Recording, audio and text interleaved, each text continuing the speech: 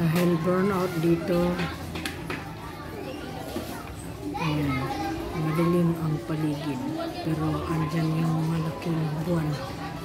Hindi pa siya totally full moon, mukha na siyang full moon. So ito yung kapaligiran dito sa bahay. Walang kuryente. So yung street na yan, walang kuryente. May ilaw doon yan, ilaw dyan, pero solar yan. So dito sa bahay ay wala ding kuryente.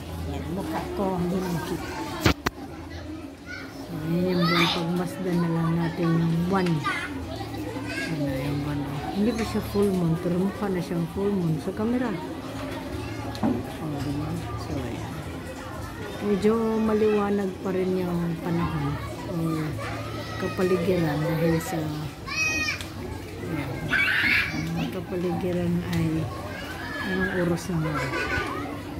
Alas 6:40 na. Yan.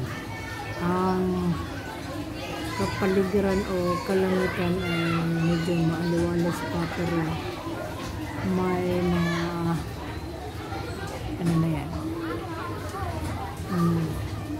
yung ulap na hindi nakikita sa camera, pero nakikita pa ng mata. So ayang malaking ano na to, yung malaking madaming kontador pala ng kuryente. So yan na, maraming thank you po sa inyong panonood. Oye,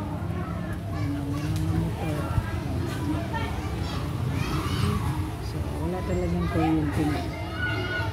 Thank you Mon.